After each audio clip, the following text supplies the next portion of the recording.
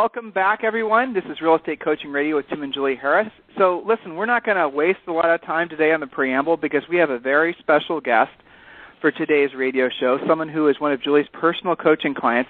We interviewed him, maybe a few months ago, and the feedback after his interview was pretty extraordinary. And I have to say that it's the only superstar interview that actually caused me to shed a few tears during the interview because he said some things that I wasn't expecting. And he and I were talking a little bit prior to today's radio show about some of the reasons that his his superstar interview had resonated with so many agents across the country. And I think it's really because Bill Byrd, today's special guest, tells the truth. And he's willing to, frankly, he's willing to lay it all on the line so you guys can understand what it really takes to be successful in the real estate business. So without any further delay, Bill, welcome back to the radio show. Thank you. Thank you, Tim. So, Bill, let them have a little bit of information on you in terms of just how they can get hold of you, what brokerage you're with, your phone number, and all that good stuff. So listen, guys, I'm not going to ask this question of Bill again. You want to write down his contact information right now. Bill was inundated with calls and emails after the superstar interview we did. So for those of you who will want to contact Bill after today's radio show, please write his information down now. Go ahead, Bill. My name is Bill Byrd. I'm with Century 21 North Bay Alliance, Marin County. My phone number is 415-559-5660, and my email address is byrei@gmail.com. So, Bill, you and I were chatting a bit before the start of today's radio show, and you said that after the superstar interview we did, you were overwhelmed, you said, or you were surprised by the number of agents, and especially in Marin County, California, that were asking you questions or, asking for some advice and whatnot. What were the typical questions that these folks were asking you? What is it that you were surprised by that they were asking you? I would say there were really three questions that I was really surprised by. One was, first of all, how many people heard it?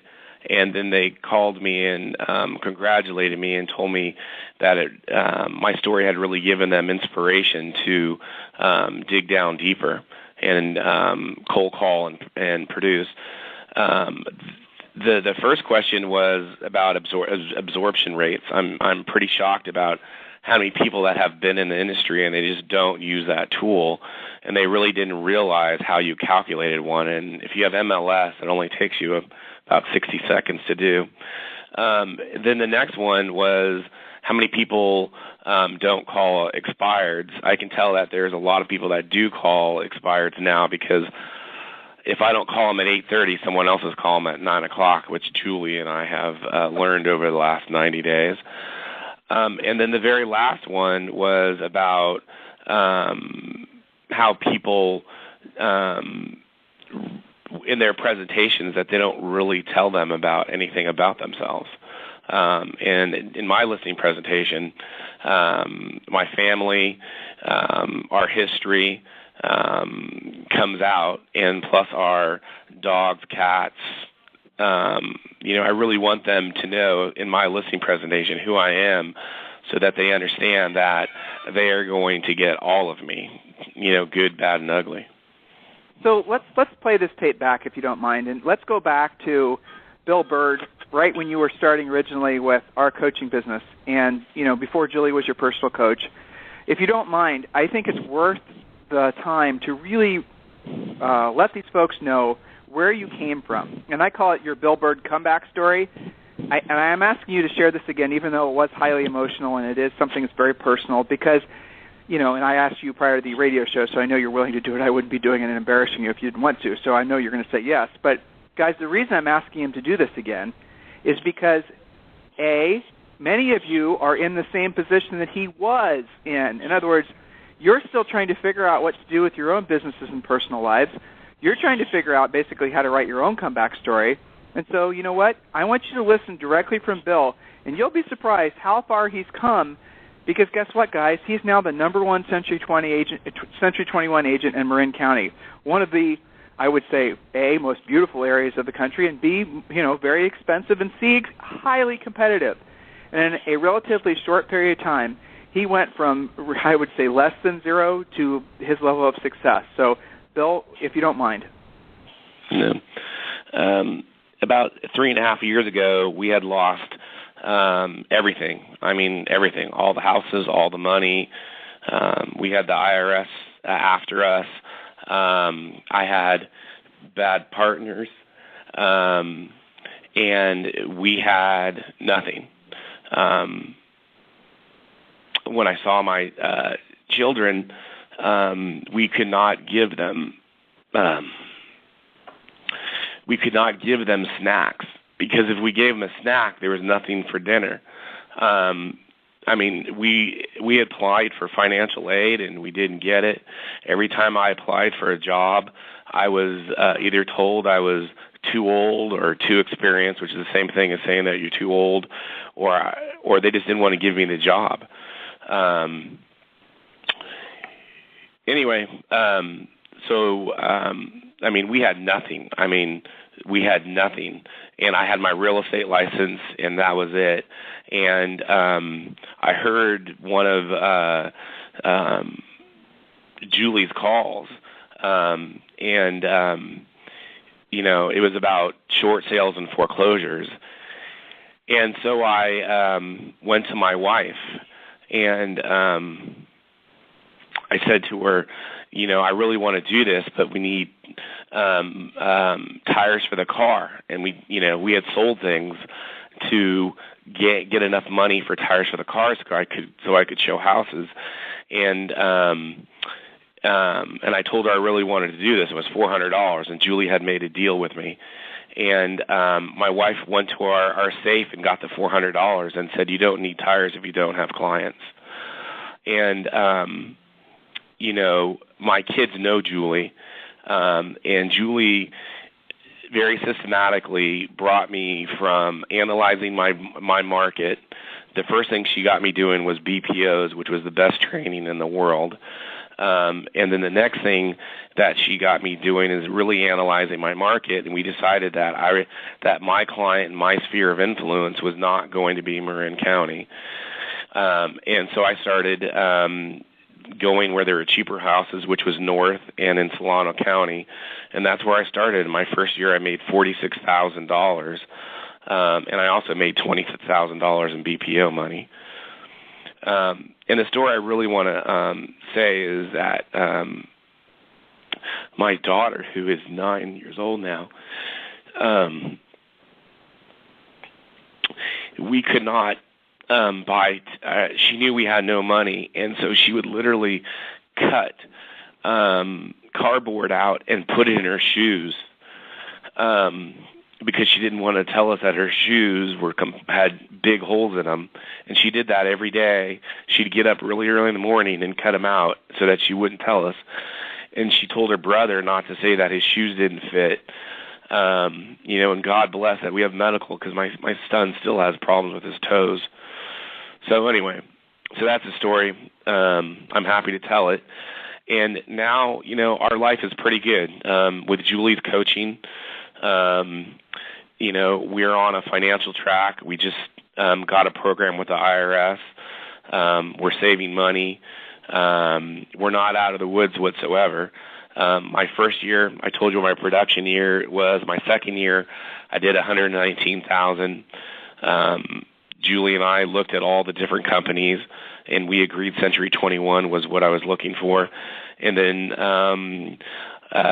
last year, my net income was somewhere, it was like $346,000. I grossed $457,000 roughly last year. So hold on, I'm writing all this down.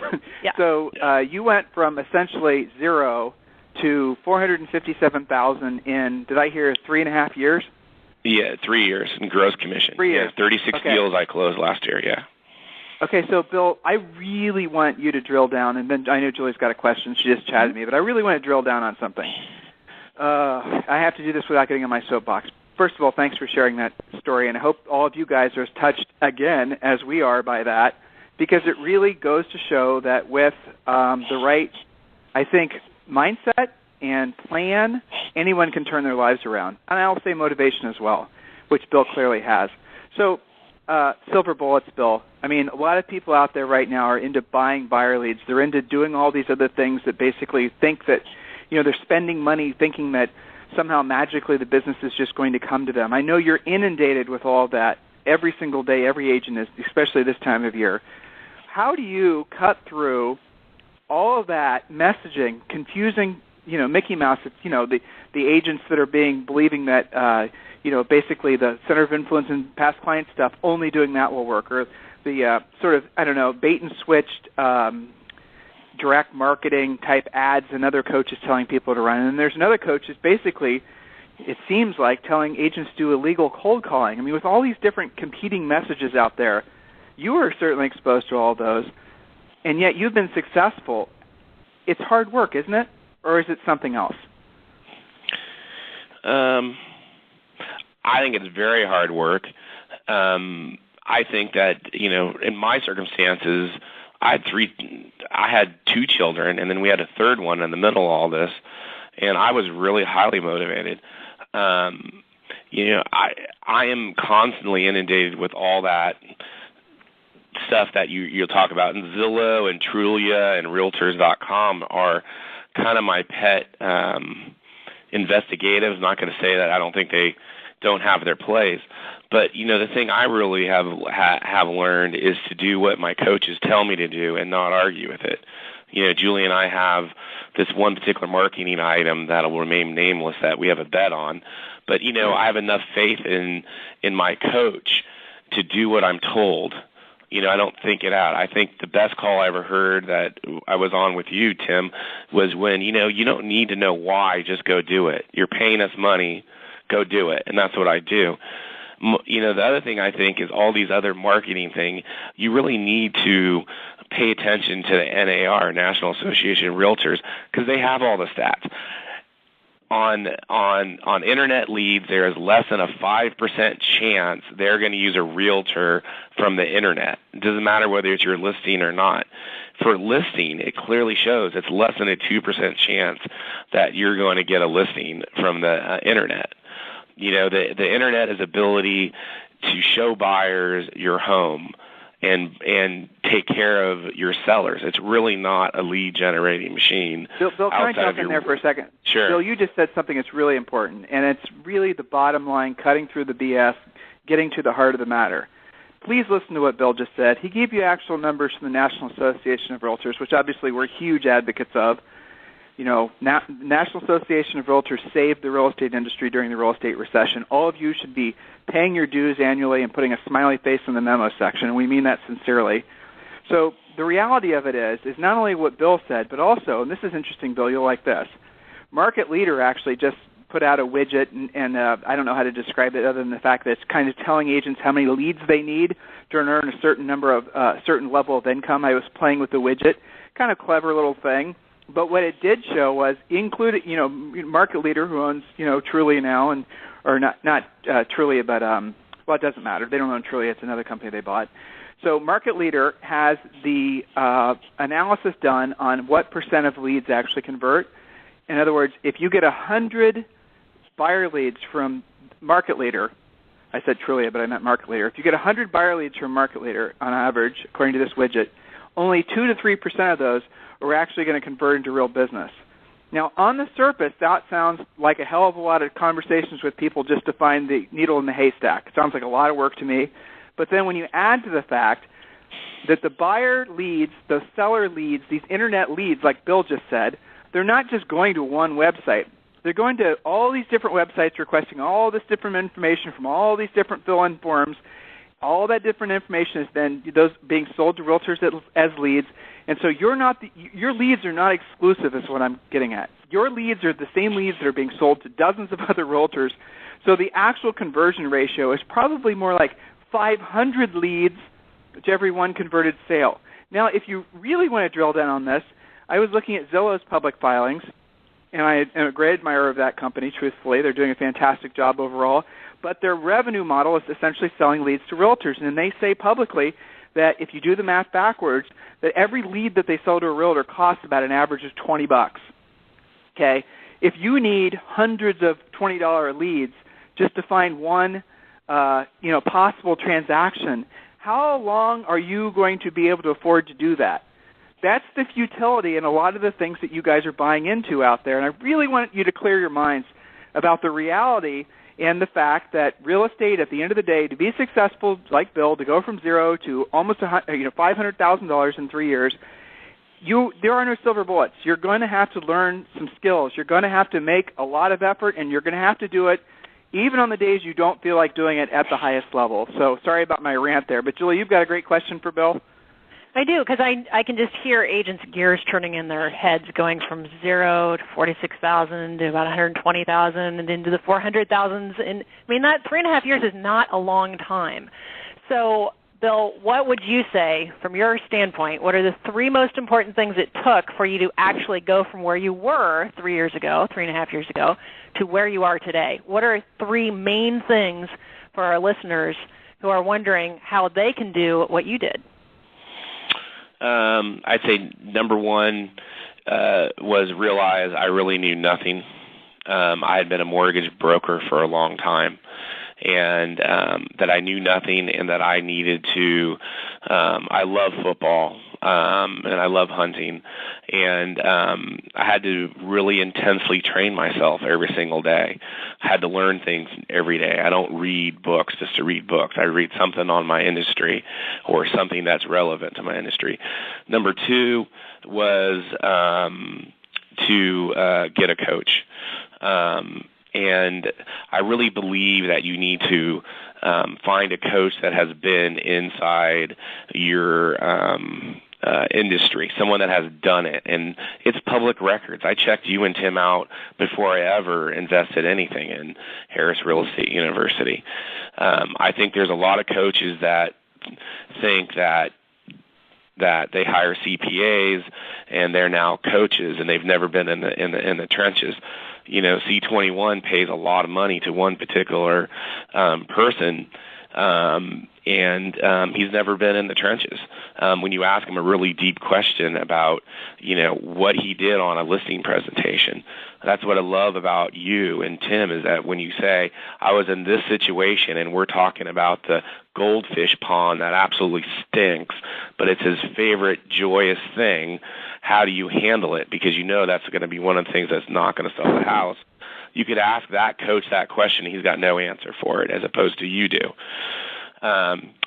And then the very last thing is you've got to be willing to cold call. I like cold calling. I love the challenge of it.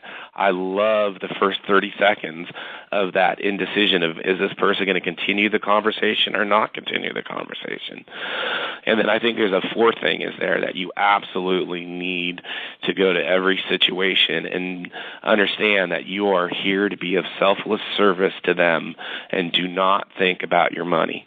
Do not think about your commission. It should not even be a factor. Should not cross your mind at all. You are 100% of service to that person, no matter what they need.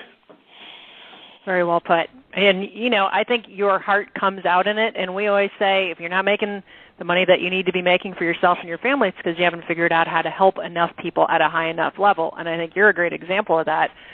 Bill, a lot of people are wondering if you have had to build a huge team to get to this kind of production. I mean, don't you have 14 people working for you to get to that 400,000 plus level? No. For the first, let's call it 2.7 years, I had nobody helping me, and it was a lot of late nights.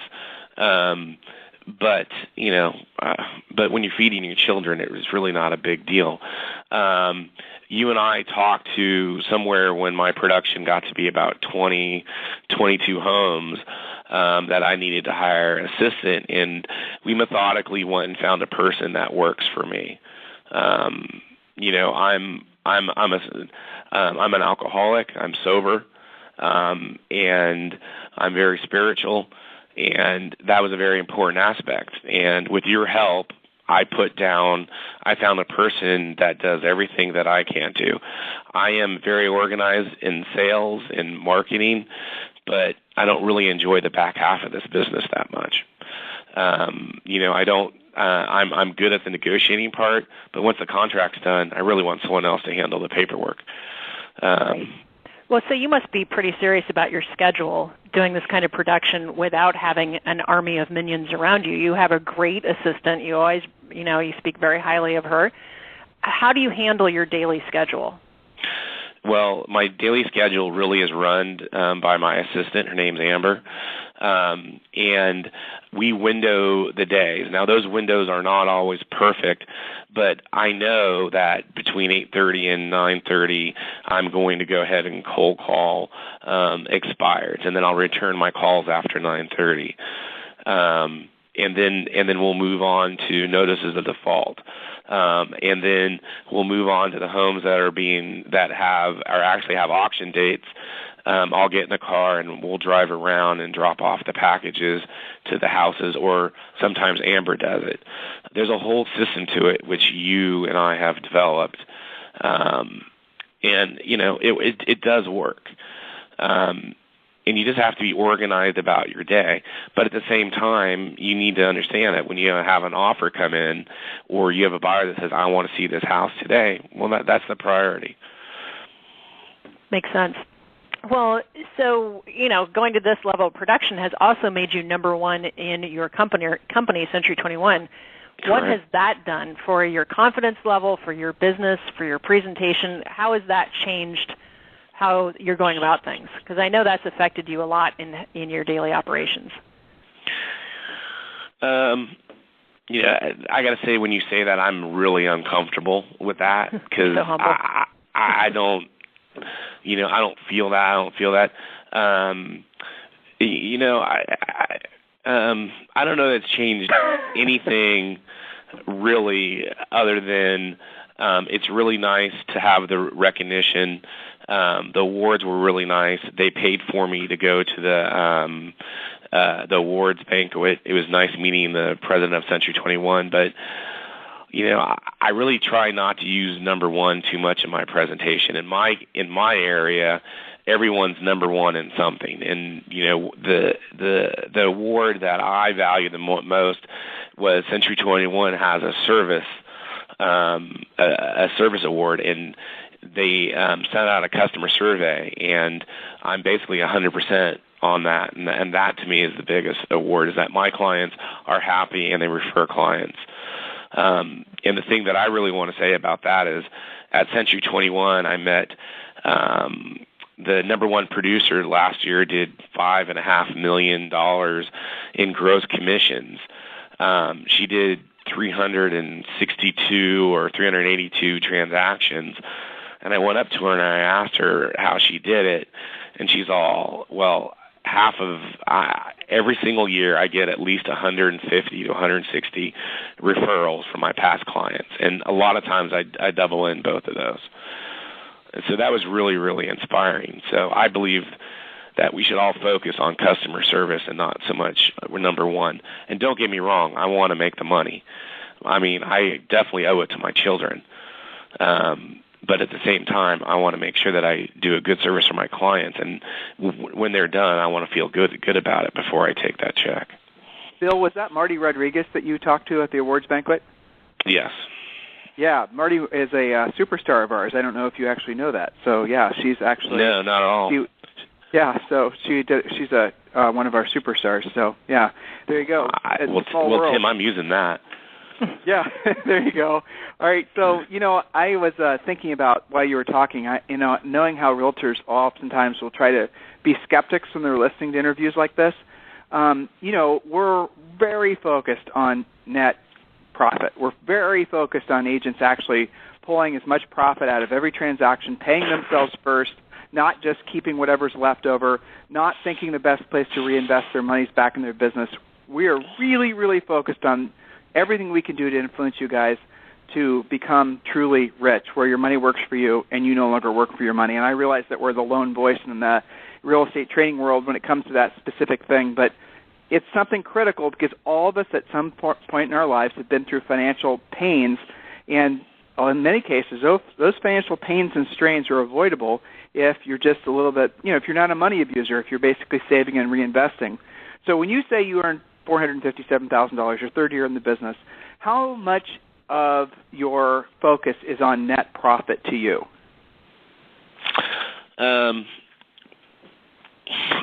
I would say about 100%, because if you got Julie as a coach, there's no way not to be that way.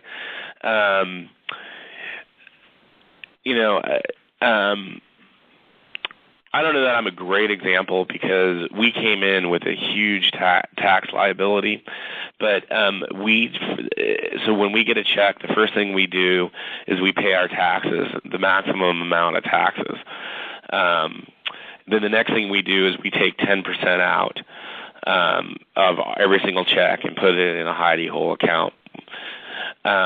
And then from there, we take our business expenses, and then we pay ourselves. But we're very fortunate. Our kids are in private school, and we still have to be paying the IRS every month. So. Well, that time will come to an end soon enough, and then the money you're paying the IRS, you can start reinvesting, right? I mean, absolutely. And that's the thing I really look about is with Julie, because there was a time that I really needed a car, and she's all, sure, let's go buy that $80,000 Range Rover. Oh, and by the way, as soon as you drive it off the lot, it's worth $65,000. Oh, and let's work the payment in it. Oh, and by the way, you're going to need full insurance on that, aren't you? Right. Okay. Oh, but of course you're going to get a tax break, so let's look at the tax break.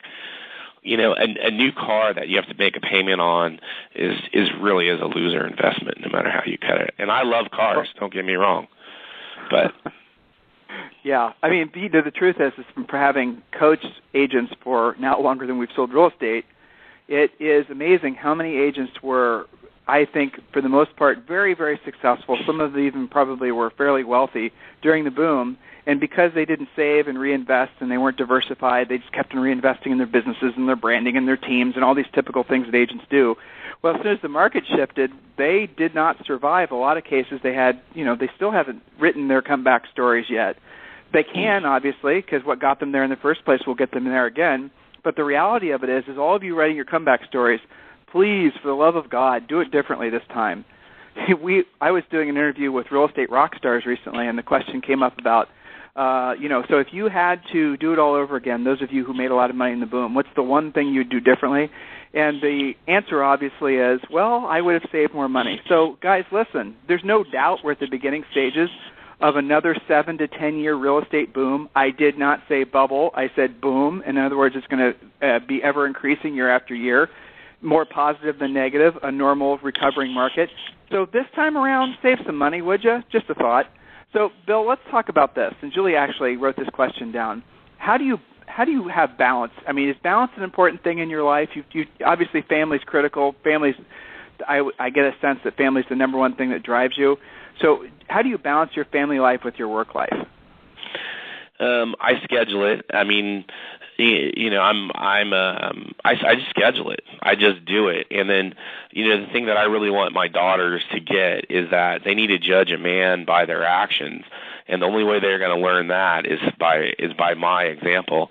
So my daughter, to a complete surprise of me, wanted to get into bow shooting. I'm an avid hunter. I love shooting bows. And so on Thursdays or Fridays, depending on her horse riding schedule, we go and shoot for an hour. With my son, Saturday morning is just, he knows at 9 o'clock we're going to go do something fun before I go out marketing. And then my little girl, I try to get home every night and put her in bed. And I'd say 80% of the time I do. I schedule it. And then the time I have with them, I make it really meaningful. And then Julie and I've had a weight problem. Julie and I talk about eating healthy. She can tell when I have too much coffee because she knows I'm anxious on the call. And you just really apply it. Then the other thing is I really, I'm spiritual. I pray to God for guidance on what I should be doing, which seems to be always to help other people, no matter what I do. So. You mentioned that a few times on the call. That's obviously a founding ethos of our business, is always focused on being of service. The amazing thing is, and you definitely, resonate this energy, as we hopefully do as well. the fact is that if you approach every conversation, every interaction, especially when you're, just really anything in life, with the mindset that I'm here to serve others, how can I be of service to you? You know what's amazing about that prominent thought, that dominant thought, is that the fear, the ego, the what am I going to say next, all that Mickey Mouse melts away, because if you're truly engaged with listening to what the person's going to say to you, and how you can be of service, not just thinking about what you're going to say next, or not just thinking about your fancy real estate script, or not just thinking about your commission, but seriously listening to how the person is expressing themselves, what are they saying, what are they not saying, how you can be of service to them. In other words, guys, by being present in the conversation with folks matters, because it really puts you in a position to be of service to them and to receive the benefit of being of service to them. So, Bill, I know that resonates with you. Is there any, you think, what comes to mind as I was saying that? Well, two things really come to mind. One is that I think the greatest thing, and I'm a huge Dale Carnegie fan, and I like Tom Hopkins, and I love the book called Personality Plus. But the thing that I've really learned is by being focused on being in service, I actually hear what they say. So all these skills and all these scripts that I've memorized, they actually come to play, because, a script is a script, but really there's an answer in the script to help them. You just need to be hearing what they're saying so you can pull upon your resources and your knowledge to make that happen. And I really want to talk about this listing that I just got. We completely managed. It was two brothers. They got along pretty well. They inherited the house. One brother wanted to sell, one didn't. So Amber pretty much managed getting the paint, the decorator, everything we do on a listing to them. And, they were so shocked that we were of service to them. But during the listing presentation, they literally asked us what we were going to do for them. And I just genuinely told them this is everything that we do. And they gave us the listing, and they listed 5 other agents. Now, I guarantee that I listed this house higher than other people, because most people don't look at the absorption rate, and there's less than 0.9 months worth of inventory in Marin, so whatever you price is pretty much going to sell as long as it's a quality product, right? But anyway, my point was they got what total service was.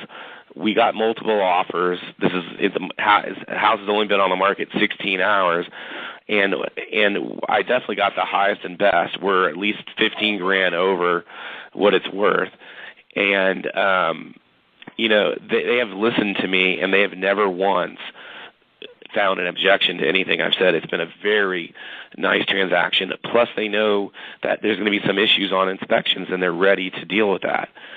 And it all came from that selfless service that I'm here to be of service to you. Well, you said two things there, and I want to kind of make sure that everyone's listening and paying attention to really the takeaways on that. First of all, he said scripts. Now, a lot of you who have not been properly trained before, you're going to recoil at the idea of using somebody else's script. So here's another thing that we want all of you to understand. We want you to use our scripts, but we want you to internalize them, not memorize them, and then personalize them. Because the idea of just essentially using somebody's script verbatim, it just doesn't work. It doesn't work for every reason, but it doesn't work for the most part because they're not your words. So don't worry about memorizing our scripts. Internalize our scripts, like what Bill said, and then personalize our scripts to be a match for your particular market or your particular demographic. I mean, if you're in Texas, you're going to say y'all. If you're in New York, you're going to say yes, ma'am, no, sir. I mean, it is that type of thinking that I want all of you guys to apply.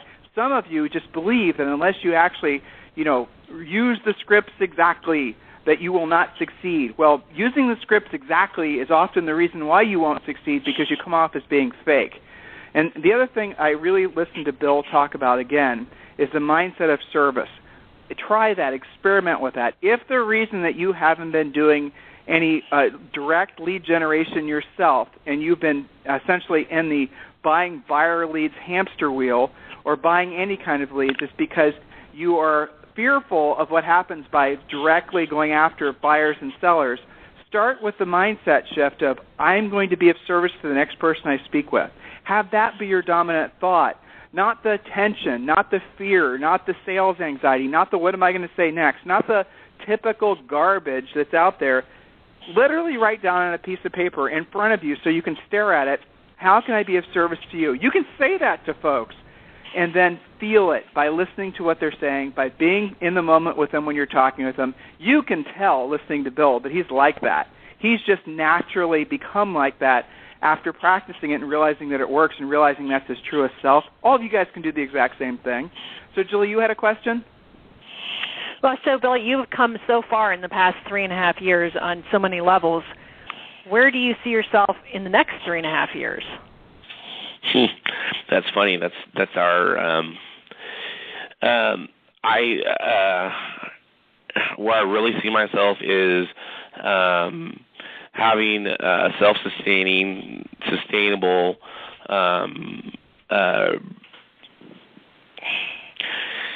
real estate business that is, and when I say self-sustaining, that's self-generating leads. Because I really believe coming into my 4th year of the business that you just get referrals as long as you stay in contact with your past clients, which I have not been the best at. But after talking to Marty, I'm going to be the best at it here. And then the next thing is that we're branching out into property management, and it's not a lot of income, but it's a little bit in the future. That will also generate both income and leads in the future. And then, what I really want is to buy my family a house. We lost our houses. It was 100% my fault. I was the exact person that Tim describes, making big income and living recklessly. At one time, we had 5 car payments. 2 boats. Who needs 2 boats? They're both ski boats. What do I need 2 boats for? I had them. Anyway, so that's where I see myself, is really making the business be a permanent self-sustaining business with self-generating leads, and then also having the management going, and then owning a home, and then also starting to prepare for our retirement. Now, I'm never retiring. I like working. I'm never retiring. But I would like not to have to worry about my production every single month. So, this next question, Bill, I actually got from Larry King, and it's the question I always like to use when I'm ending interviews because it's kind of powerful, and it always surprises me how different people answer the question. So why you? In a market that's extremely challenging and arguably the worst economy that hopefully any of us will ever have to live through in our lifetimes, and arguably, again, probably the most challenging industry that you possibly could have chosen, selling real estate at the tail end of a real estate crash, why you? Why is it that you've been able to succeed where so many other people haven't? I'm going to say number one is God has given me a real gift to care about other people. And when I hear about their goals, because that's what, Julie and you and every coach I've ever heard says, you're here to fulfill your seller's desires. We have an ability to, all right, it's my listing, and we treat it like it's our property. And that's not the true. If they want to sell it fast, you price it accordingly. If they found a exchange house, you price it accordingly. If they want highest in value, then you explain them the downfalls of that. But it's my ability to be of service to you and to listen to what your goals are, and to the best of my ability, I will, with 1,000% of my soul, try to achieve those goals. I cannot guarantee it, but I will leave it all on the mat, and it's for you. And with my ability to learn, to adapt to the market, to use all the tools that are available to me and the people, and really knowing my market, I'm going to sell your home. It's going to happen. And the thing that many agents don't talk about is it's not about just having the perfect marketing plan, which I believe is important. I believe you need to do the old school stuff, the new school stuff, and you need to be creative. Like another thing I heard was when you have a new listing before it goes on the market, go 10 houses down, 10 houses up, and 20 houses across the street. Anyway, my point of it is it's about putting the energy into the listing. If you put enough energy into it, positive karma is going to come with it, and it's going to sell. It's about answering your phone. The thing I hate about REO agents that I cannot ever get an asset manager to understand is how the listing agent answers the phone on their listings is a direct impact on when your listing is going to sell. And I can never get that over to REO agents, asset managers. I can never get it over. I don't know why, but it doesn't work. So that's the reason why I would pick me.